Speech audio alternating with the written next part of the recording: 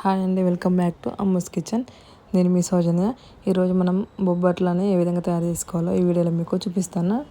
కొన్ని ప్లేసెస్లో వీటిని భక్షాలను కూడా పిలుస్తారనమాట. ఇప్పుడు మనం ఈ బొబ్బట్లను ఏ విధంగా తయారు చేసుకోవాలో ఈ వీడియోలో మీకు చూపిస్తాను. ముందుగా ఒక బౌల్ తీసుకొని అందులో 1 కప్పు వరకు పచ్చి శనగపప్పుని వేసుకొని ఒకసారి శుభ్రంగా కడగాలన్నమాట. ఈ పప్పుని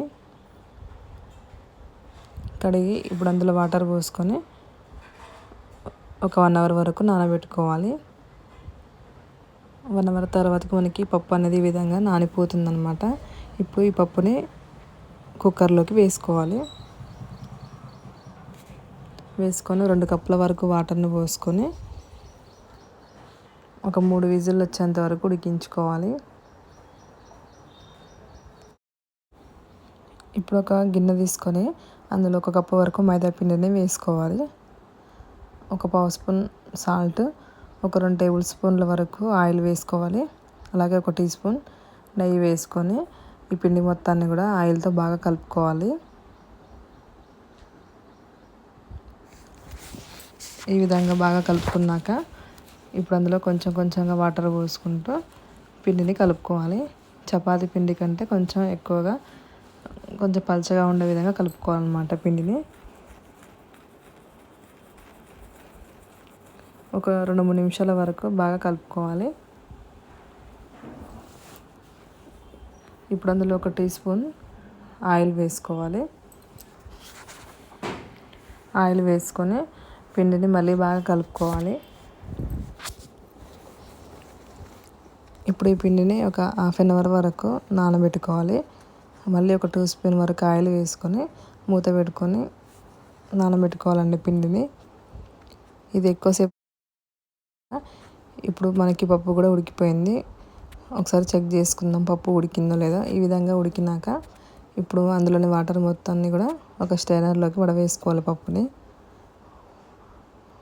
అందులో వాటర్ మొత్తం పూర్తిగా పోయే వరకు వడవేసుకొని పూర్తిగా చల్లారబెట్టుకోవాలి.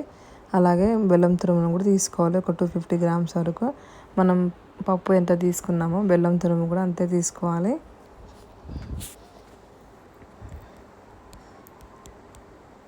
ఈ పప్పు అనేది పూర్తిగా చల్లారినాక ఒక మిక్సీ జార్ తీసుకొని అందులోకి వేసుకొని మెత్తగా గ్రైండ్ చేసుకొని తీసుకోవాలి. ఇప్పుడు స్టవ్ ఆన్ చేసుకొని ప్యాన్ పెట్టుకొని అందులో బెల్లం తురుము వేసుకోవాలి 250 గ్రామ్స్. అలాగే మనం గ్రైండ్ చేసి పెట్టుకున్న పచ్చెనపప్పును కూడా వేసుకోవాలన్నమాట. వేసుకొని రెండింటిని బాగా మిక్స్ చేసుకుంటూ మీడియం ఫ్లేమ్లో కలుపుతూ ఉండాలి, లేకుంటే అడుగున మాడిపోతుందండి. ఈ విధంగా దగ్గర పడేంత వరకు కూడా కలుపుకుంటూ ఉండాలి. అలాగే 1 టీ స్పూన్ యాలకుల పొడి కూడా వేసుకొని ఈ విధంగా దగ్గర పడినప్పుడు స్టవ్ ఆఫ్ చేసుకోవాలన్నమాట. స్టవ్ ఆఫ్ చేసుకొని 1 టీ స్పూన్ నెయ్యి వేసుకోవాలి. నెయ్యి వేసుకొని మొత్తం ఒకసారి కలుపుకున్నాక ఇప్పుడు దీన్ని పూర్తిగా చల్లారబెట్టుకోవాలన్నమాట. ఈ విధంగా పూర్తిగా చల్లారినాక మనకి కొంచెంగా పిండిని తీసుకొని ఈ విధంగా పూర్ణం చేసుకోవాలి. ఈ విధంగా చేసుకొని పక్కన పెట్టుకుందాం. ఇప్పుడు మనకి పిండి కూడా నానిపోయిందండి. ఒకసారి మళ్ళీ బాగా కలుపుకోవాలి. ఒక 2 నిమిషాలు బాగా కలుపుకున్నాక కొంచెం పిండి ముద్దను తీసుకోవాలన్నమాట. తీసుకొని ఒక ప్లాస్టిక్ కవర్ని కట్ చేసుకొని తీసుకోవాలి. 2 కవర్లని కట్ చేసుకొని తీసుకోవాలండి. లేకుంటే బటర్ పేపర్ ఉంటే బటర్ పేపర్ని యూజ్ చేసుకోవచ్చు. లేని వాళ్ళు ప్లాస్టిక్ కవర్ని యూజ్ చేసుకోవచ్చు. ఈ విధంగా కొంచెం వెడల్పుగా చేసుకోవాలి పిండి ముద్దని.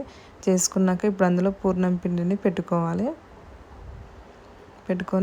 పిండిని ఈ విధంగా మొత్తం క్లోజ్ చేసుకోవాలి. క్లోజ్ చేసుకొని ఇప్పుడు ఎక్స్ట్రా ఉన్న పిండి ఉంటే ఈ విధంగా తీసేసుకోవచ్చు. ఈ విధంగా తీసేసుకోవాలి. తీసుకున్నాక ఇప్పుడు కవర్ మీద పిండి ముద్దను పెట్టుకొని ఈ విధంగా కొంచెం ప్రెస్ చేసుకొని ఇప్పుడు దానిపైన మళ్ళీ కవర్ని పెట్టుకొని ఇప్పుడు చేతితో మనకి ఎంత కావాలంటే అంత వెడల్పు మనం ఈ విధంగా ప్రెస్ చేసుకుంటూ బొబ్బట్లని ప్రిపేర్ చేసుకోవచ్చు అన్నమాట. మనకి ఎంత కావాలంటే అంత వెడల్పుగా చేసుకోవచ్చు అండి బొబ్బట్లని. చూసారుగా ఈ విధంగా చేసుకోవచ్చు అనమాట. మంచిగా చక్కగా వస్తుంది మనకి.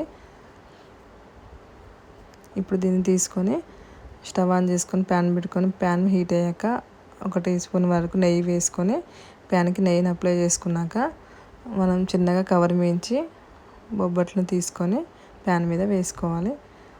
వేసుకొని లో ఫ్లేమ్లో నిదానంగా కాల్చుకోవాలన్నమాట. వాటిని రెండో వైపుకి తిప్పుకుంటూ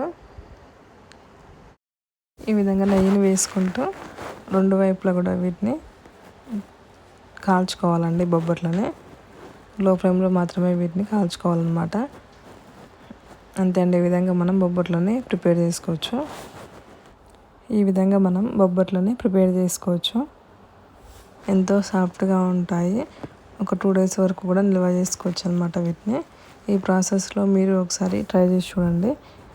మీకు ఈ వీడియో నచ్చినట్లయితే ప్లీజ్ లైక్ చేయండి, షేర్ చేయండి, కామెంట్ చేయండి, సబ్స్క్రైబ్ చేసుకోండి. Thanks for watching.